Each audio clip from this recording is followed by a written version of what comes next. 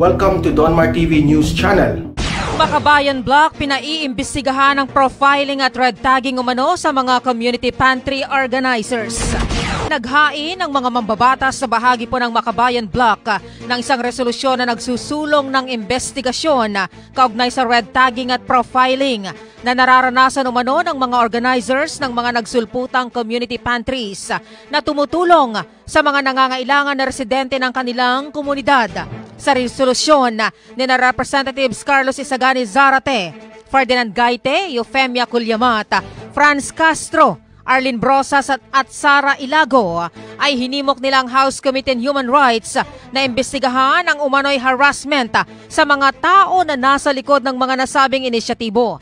Ipinunto ng mga mambabatas na ang community pantries ay pinatatakbo sa pamamagitan ng efforts ng isang komunidad at hindi lamang ng isang individual, grupo o organisasyon. Iginiit ng mga kongresista ng pagkakaroon ng community pantries sa iba't ibang panig ng bansa ay patunay sa kawalan ng aksyon ng gobyerno, kakulangan ng ayuda, kahirapan at tumitinding unemployment sa Pilipinas. Ayon sa grupo, sa kabila ng magandang hangarin ng community pantries na makatulong sa mga nangangailangan, ay naharap pa rin ang mga organizers nito sa harassment at red tagging ng Philippine National Police at ng National Task Force to End Local Communist Armed Conflict. Matatandaan na pansamantala pong nahinto ang operasyon ng Maginhawa Community Pantry na nagsimula sa naturang inisyatibo matapos sabihin ng organizer nito na sinubukan ng ilang individual na kunan siya ng personal na impormasyon. Kanina pinuntahan ni na Attorney Nery Colmenares at Attorney Evelyn Ursua para mag-alok ng tulong at payong legal. Yan, wala daw silang kinaugnayan. Okay? Wala daw siyang link sa mga tao na ito. Pero andun kaagad ang si Colmenares. O, di ba? Pero wala siyang link niyan pero naandun na kaagad si Colmenares. Agad-agad bilis at talagang supporter. Rin daw sila ng tulong sa Integrated Bar of the Philippines sakaling kailanganin ng mga organizer ng mga community pantry sa mga probinsya ng tulong din. Nag-usap naman kami kahapon with some of the organizers at nag-ano naman. So kahapon daw nag-usap sila. Pero wala siyang link wala siyang link dun sa mga makakaliwang grupo. Wala siyang link pero nag-usap sila kahapon. Sa bibig na nanggaling ni Colmenares Sila na kung pwede malaman yung rights nila at totoo ba itong sinasabi ng gobyerno na hindi pwedeng ituloy ito. Hoy! Sandali, Colmenares. Wala naman sinabing gobyerno na hindi pwedeng ituloy yan. Anong salsal mo dyan sa media? Ulitin natin tingnan nyo.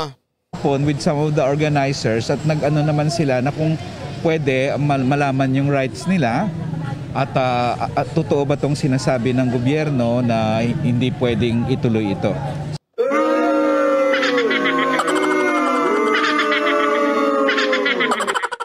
Wala namang sinabing ganyan ng gobyerno na wag ituloy yan Si Bongo nga nagsabi, let's encourage Wala rin sinabi yung mga sundalo, kapulisan na wag ituloy yan Saan mo nakuha yung Colmenares?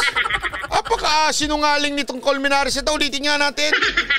Colmenares, napaka-sinungaling mo With some of the organizers at nag-ano naman sila na kung pwede malaman yung rights nila at totoo ba itong sinasabi ng gobyerno na hindi pwedeng ituloy ito.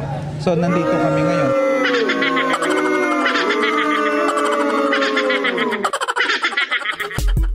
Parang sinong gobyerno sinasabi mong kasi ang ano pa niya, patanong pa para hindi siya masabihan na sinungaling Patanong pa pero obvious naman. Inaano mo, piniperception mo sa mga tao na ayaw ng gobyerno ito. Sandali, sinong gobyerno ang nagsabi niya? Sinong opisyal? Sabihin mo nga sa akin, sinong opisyal na nagsabing wag ituloy yan? Babanatan ko araw-araw. Parang wala naman nagsabi Ang sinabi naman ni Parlarde, iniimbestigan, hindi nga imbestigahan Inaalam lang. Sabi ng pulis, tinatanong lang din. Wala namang pumipigil. Alam mo kung sino nag-inarting pumipigil? Annalisa Navarro, salamat po. Alam mo kung sino nag-iinarting tumigil yan kahapon? Yung mismong organizer nyo, si Apnon. Siya mismo ang nag-stop niyang kahapon. Walang nag-i-stop sa kanya. Kusa niyang in-stop yan at sinasabi niya baka madelikado ang safety ko. Tapos ngayon pinipigil na ng gobyerno. Napakasinungaling mo.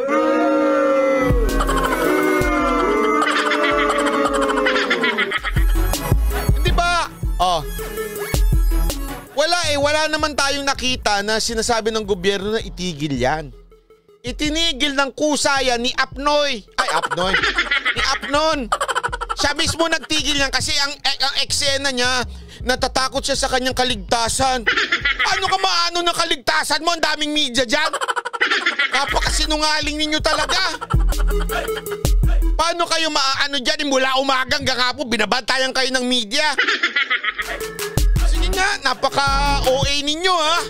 Napaka-OA ninyo. Ngayon palalabasin nyo ngayon na pinipigilan kayo ng gobyerno.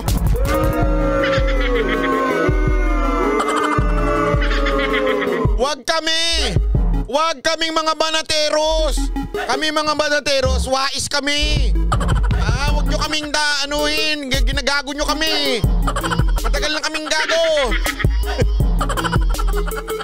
Diba? Oh, kita nyo na? Kita nyo na talagang orchestrated lahat ha? Oh. Isipin nyo. May nagtanong lang naman sa kanyang pulis, anong pangalan mo? Ganito. Oh. Tapos, bigla na siya nag-inarte na, media. Hindi na ako nitigil. O, tapos post. Tapos lahat na ng interview, kaliwat kanan na. Sinalsal na ng media, parang meron nag-connect sa media. Tapos nagsulputan na yung community para may balita na. O, tapos gagamit ng mga mahihirap. O, bibigyan ng mga pagkain. Tapos lulusob ang abogadong pulpol. At sasabihin, pinipigilan kayo baka pinipigilan ng gobyerno? Huwag kami! Ang banateros hindi niya loloko. Matagal na kaming loko-loko. Diba napakaluko-luko nito mga ito? Diba? Excuse me, Colmenares, wag nga kami. Para kinausap namin si Miss Patricia noon at yung iba pang mga nag-organize nito para sabihin sa kanila ang karapatan. Courteously, of course, but you tell the police na hindi namin pwedeng ibigay ang impormasyon na hindi nyo kami pwedeng pilitin na bigyan. Wala na pilit eh! Boo! Kayo ng mga private information. Madami po actually lawyers po yung nag-a-advise po sa akin and nag-reach out. Nagkataon lang po na nag-visit sila. Ayun po, in-orient lang po ako sa base. Sabi niya, nagkataon lang naman. Marami na nagkokonsult ng mga abogado pero nagkataon lang naman si Colmenares. Sa dami-dami ng abogado, si Colmenares pa talaga.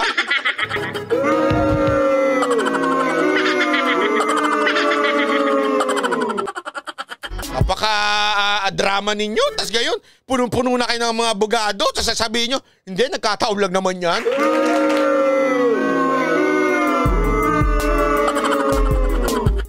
Sick rights, in-ensure lang po na safe po yung maginhawa community pantry. And actually, yung nationwide, na bawal kami ipasara unless may court order or sinabi ng mayor. Ayon kay IBP President Attorney Domingo Egon Cayosa, walang nilalabag na batas ang sinumang tutulong sa mga nangangailangan. Style nyo bulok! Style nyo bulok! Lalo na ngayong may pandemya. Dapat nga raw ay purihin sila imbes na i-profile. Gayahin imbes na Isipin nyo si Senator Bongo, which is alam naman natin na yan ang pinakadikit kay Pangulong Duterte. When Senator Bongo speaks, it's almost the President is speaking. Ang ganda ng sinabi ni Senator Bongo, sinabi niya na suportahan natin to. Asan sa balita yon? Wala. Hindi nyo makikita yun. Walang balitang ganun. Tayo lang ang nagbalita nun. Tsaka siguro PTV. Di ba? Wala kang makikita ang balita nun. Wala kang makikita na pinupuri ang gobyerno itong ginagawa nila na maayos.